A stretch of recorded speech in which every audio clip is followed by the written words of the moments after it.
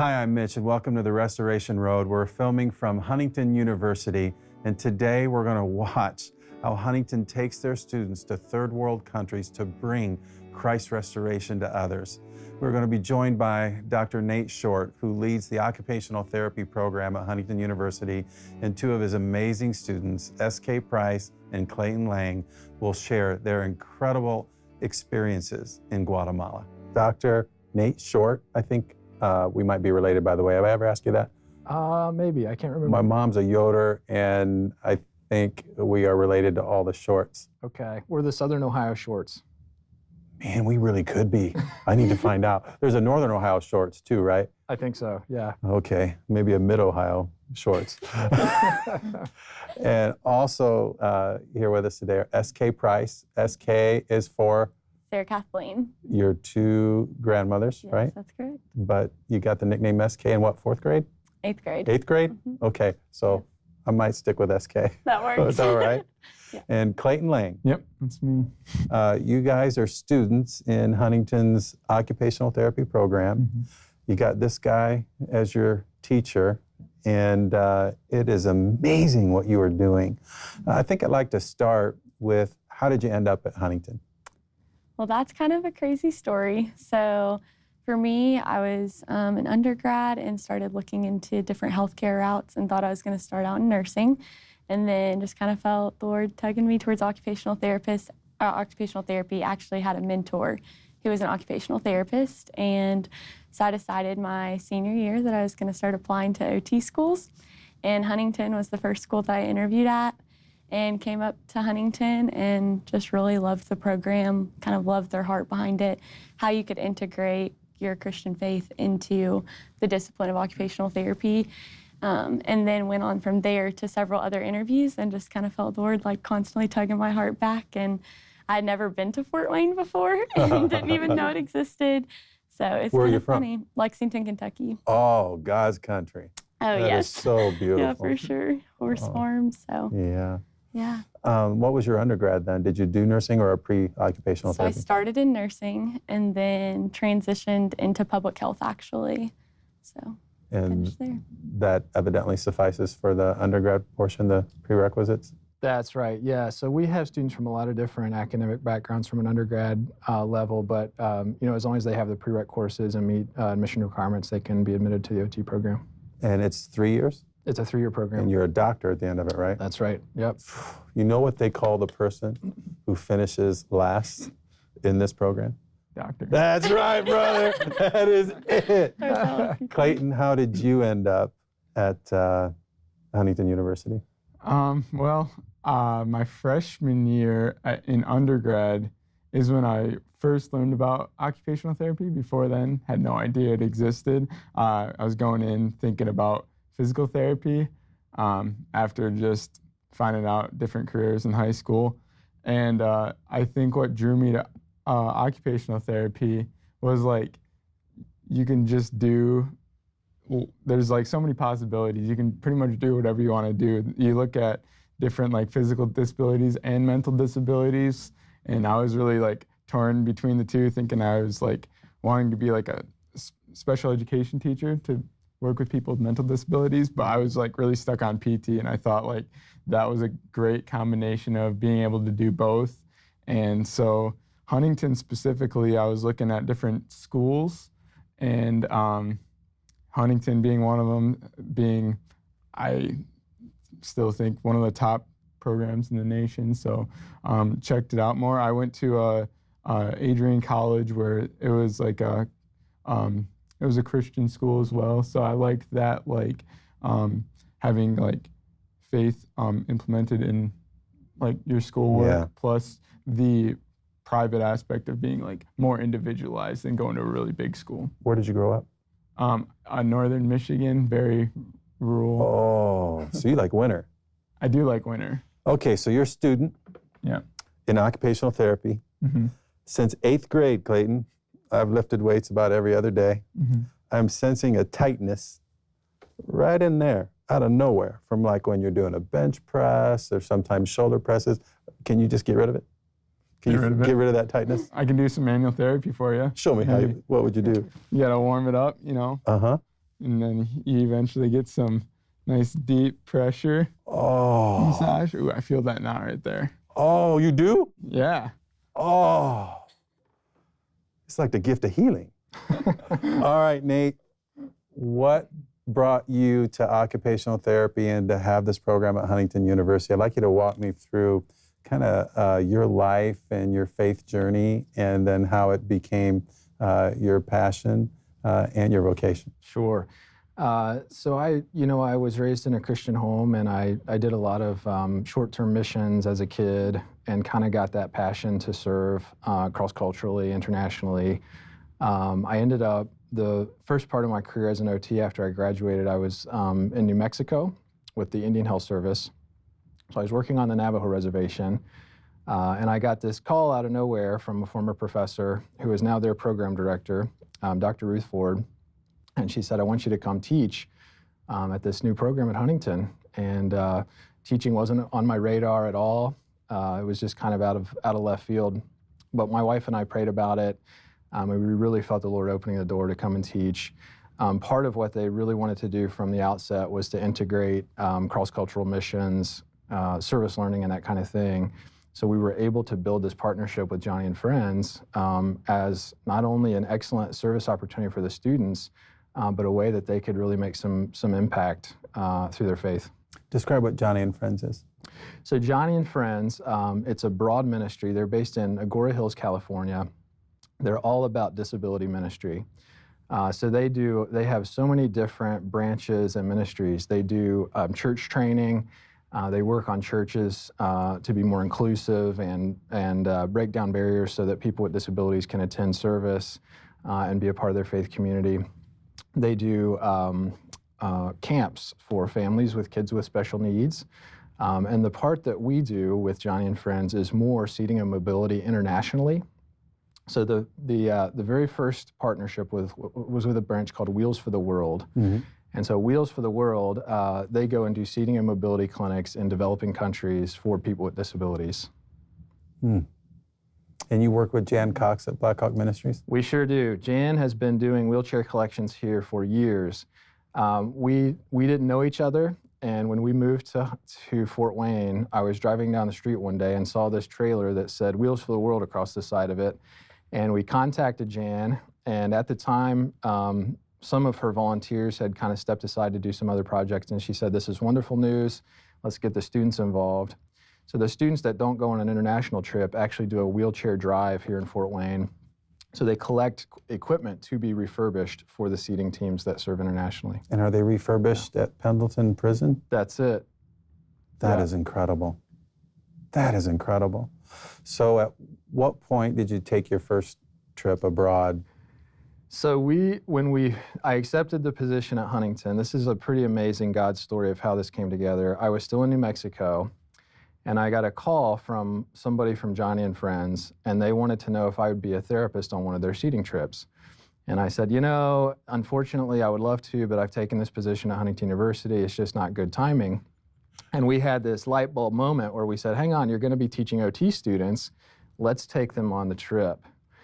And their model before that had usually been to take licensed OTs and PTs. So within a few months, I went on a trip to Romania, and I trained with some other therapists. And then about 6 months later, we did our first trip to Haiti.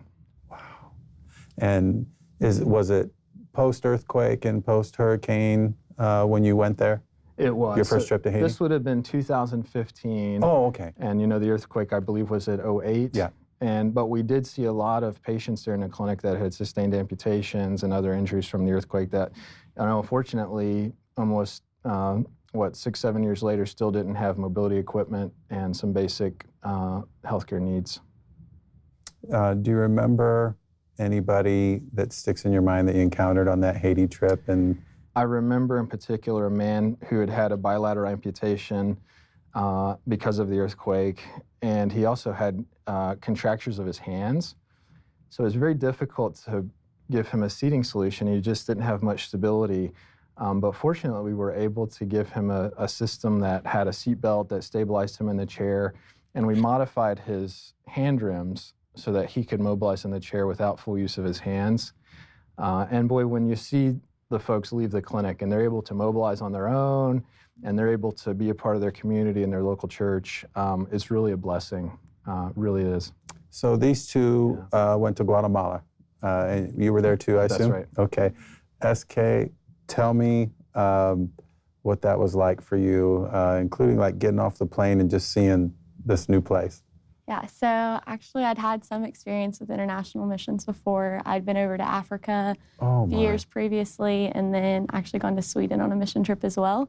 So I feel like I kind of had a balance of first world missions versus, third world and kind of what you'd expect. So I know going into Guatemala this time, my heart was a little bit more prepared for the culture shock that we might experience.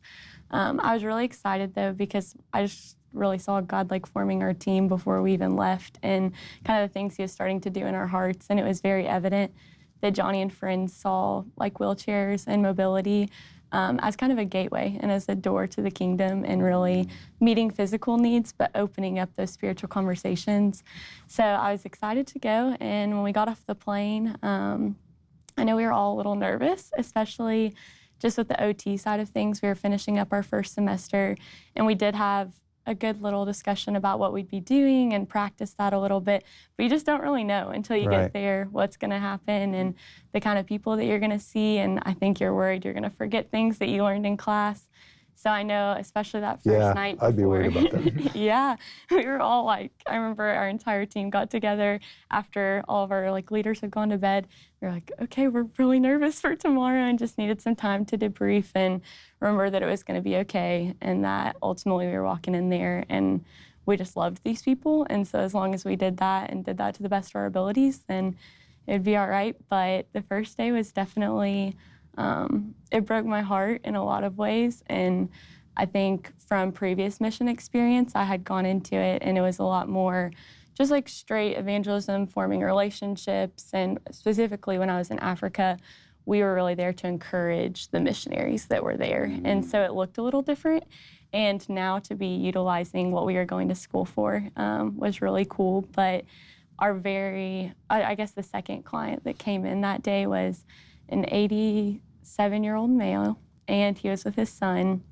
And so the way it works is there's like an application for receiving either a chair, a walker, like a cane, any mobility device. And so they've already done these pre-screenings and gone through the application. And when they get there, we just kind of like fit them for it. And sometimes that changes or walk-ins come in and you do your best to serve them as well. But he had asked for a cane. And then he came in and saw all these people with wheelchairs. And his son started telling us, like, my dad, he's 86 and he can't see very well and he's struggling to go to church. He was a deacon within his church and he's just struggling to make it there because where he wasn't being able to see, they were worried about falls and just all these other things. And so our group kind of talked and we were like, let's go see if we have extra chairs. And so we just prayed through it and decided that we were going to provide the cane for him to mobilize around his house as well as a chair for him to get around the community. And I'll never forget that moment when we told him and his son that we were going to give him his chair as well. They both just started sobbing. And they were like, may God bless you, may God bless you. He has provided for our needs so richly. And I sat there and just had a moment of thinking, like, God really sees the needs of his people. And it was really precious just to be part of getting to kind of step in and provide alongside with the Lord of what he was already doing and just knowing the depths of their heart and getting to step into that. That's amazing. Nate, where do you go when you go to Guatemala? How do you know where to go? How do the people know to find you? I know that Johnny and Friends does the groundwork, but what kind of venue do you have where you host the people? So we started with a branch of Johnny and Friend called Wheels for the World. We've since transitioned to another arm of their ministry called Calls for Life. And so the students are basically interns and they do some disability ministry training beforehand. They do a curriculum on disability ministry. But through that branch of Johnny and Friends, they have communication well in advance of our teams. Every country has a different model, but Guatemala has a really great infrastructure and system. So they partner with local municipalities and sort of community governments, and they reach out to people and see kind of what the needs are. So we have an idea coming in what the need is. So we've worked in gymnasiums and churches, outdoors in some cases in different countries. But it just depends a little bit on the dynamics of the in-country partner and what options they have. And the in-country partner does the communication that you're coming and gets the word out? That's it. Wow. That's it. So what's it like for you? What's going through your mind? And what are your first experiences like in Guatemala? SK and our experiences are very different from the past. And I think along with a couple other people there's been a lot of people that have done ministry work and have been out of the country. And for me, this was both my first mission trip and first time being out of the country. It took a lot of processing. People kept asking me, what do you think? And I was kind of speechless for a while because it was very different, very much a lot of culture shock for sure. Where did you stay? Where did we stay? Yeah, do you stay in hotels or you stay in churches? So the first night when we got there from the airport, each time was in a big city. The first night was in Guatemala City, and we had a nice big hotel there. And then we drove a few hours to Sheila, which is another pretty big city, a lot bigger than I expected. And we just stayed in a hotel there, and it was pretty nice. How's the food? It was pretty good. I ate a lot. I ate well. He did? All of my Where's it go? classmates. Oh yeah, it just You can eat. You one of those guys? Yeah, I can pack it in. A lot of my classmates and Dr. Short knows that I eat a lot, and so they give us plenty of food. And then after we're all done eating, they just pass down their plates for me to just clean up. So you move through Guatemala. You don't stay in one spot for very long? Every trip is a little bit different. Last year is predominantly Guatemala City, but again, those in-country partners are gauging where the greatest need is and laying the groundwork on the front end. So it ended up being Sheila this year was the area they focused on. Mm-hmm. SK, how do you feel about integrating your faith into your occupation? So I had kind of an interesting experience actually leaving Guatemala on the plane ride back, and I've wondered how I was going to do that because you just never know the people that you're going to interact with in the clinic one day and kind of what their background is, and wanting to respect that, but still, if they open the door to those conversations, being willing and be prepared to step into those. But I was on the plane ride back actually processing through that, and there was a young man sitting next to me, and he was 32 years old, and him and his family, or him and his dad, had moved to the United States for work with their brothers. And he was just talking about all these dreams that he had and all the things that he was wanting to do and how he saw that he could do it in the United States. And I just sat there, and the Lord just kind of okay, so all week you've seen how important it is that people know the truth of who Jesus is. And we were just very vocal about our faith with those people that we were serving. And we had these gospel bracelets, and it was just different colors that walked you through just the gospel. And I had one on me that I'd asked for right before we got on the plane ride because I wanted one to take back with me. And the entire plane ride, the Lord just just talk to him, just start talking to him. And so I started talking to him. We started just continued talking, and finally I was can I ask you a question? And he was yeah. And I said, I have this bracelet, and just got to share the gospel with him.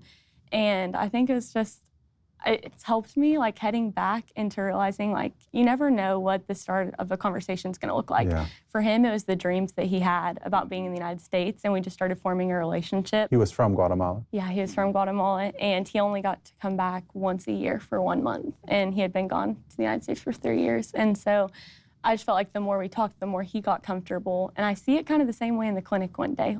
As I form relationships with these clients, as I serve them, and just get to love them well through the gifts that God's given me in occupational therapy, then if they're in a place where they need some hope, you get to extend that in different ways. And it might not always look like that of getting to share the exact story of the gospel, but just kind of being, I guess if our eyes are open and our ears are open and if we're actually present.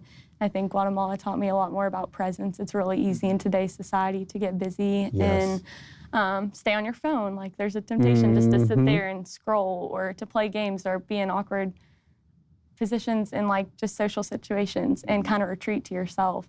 but just making yourself available in life and saying, like, I'm here and I'm present and what you need. I genuinely love you, and if I love you, then hopefully you'll see the love of Jesus through that. Oh, that's powerful. Man, you got something like that? That's powerful. How about you integrating your faith into your occupation? Because it's hard to do in certain occupations, and you might even work for somebody who doesn't want you to. How are you processing that, and what does it mean to you? I'm definitely in the beginning of my walk with Christ.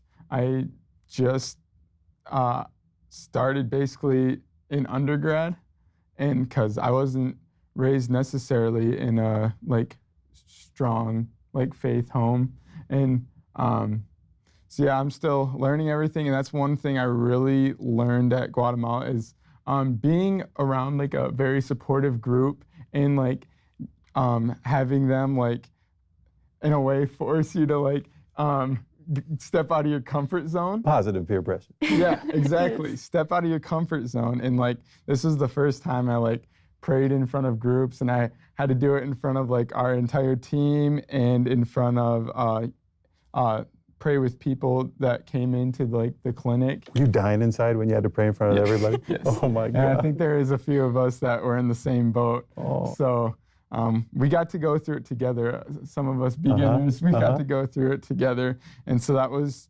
I think we were expected to go there and share the gospel with everyone in Guatemala, expecting them to accept Jesus and grow in their faith. But in turn, I know I gained just as much, if not more, than they did. So. How did you come to faith in Christ then? Well, I think ever since I was a kid, I've been curious.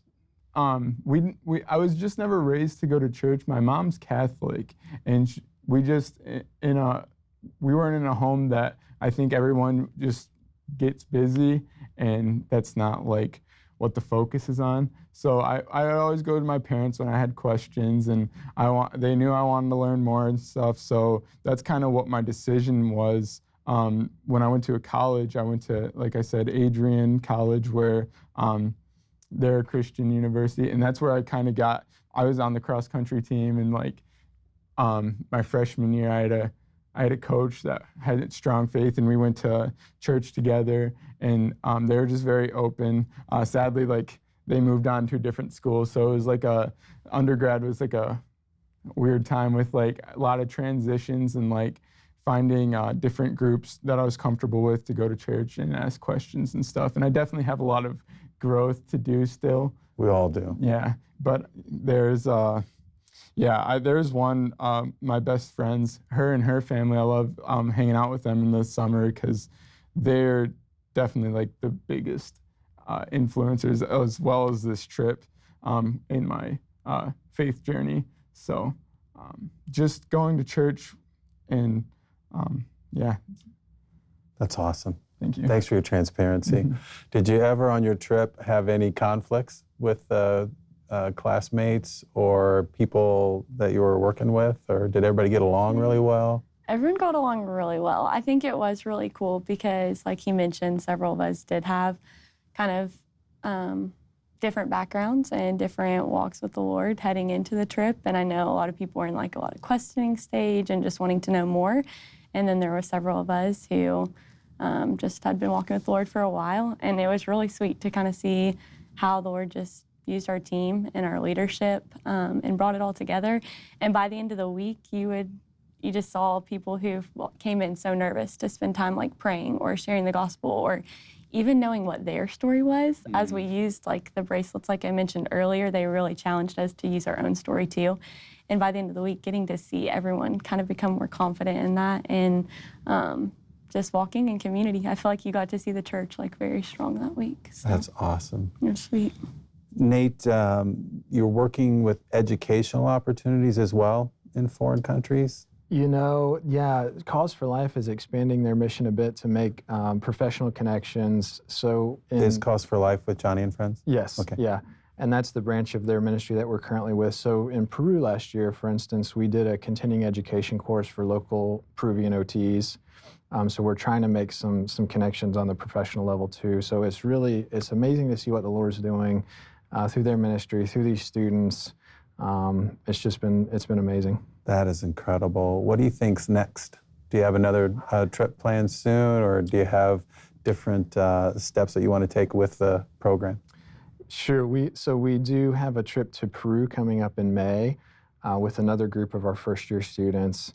I think Guatemala will probably be our annual January trip. But again, some of our students will go on and do a capstone project with Johnny and Friends. So they can do more in-depth disability ministry, they can do research, they can kind of take that to the next level. Awesome. Nate, I'm glad you said yes to Huntington University. It's literally life-altering in so many people's lives, not only here, but the ripple effect of abroad. And SK, for you deciding to respond to the Holy Spirit's prompting to go with occupational therapy, that's just enormous what he's doing through you. I can't wait till you're doctor.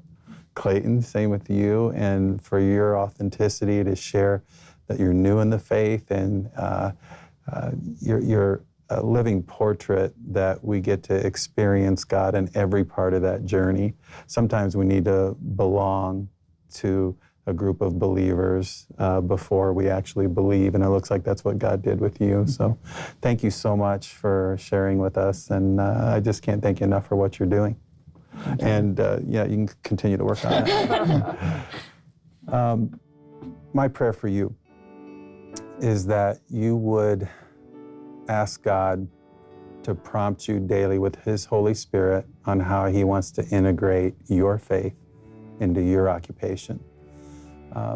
So much of our world and our culture tells us we cannot do that.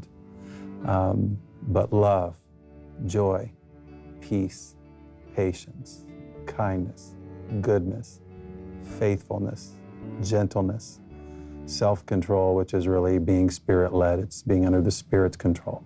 Those things our culture wants badly. And you can release the wisdom of God and His Holy Spirit, the fruit of His Spirit, through you in whatever you do. Whether you're a butcher, a baker, or a candlestick maker, God will use you when you do it with excellence to bring His restoration to others. Hi, Mitch. Join Shirley Woods and me on the Restoration Road as we conclude our series, Making Sense of Why Bad Things Happen to Good People.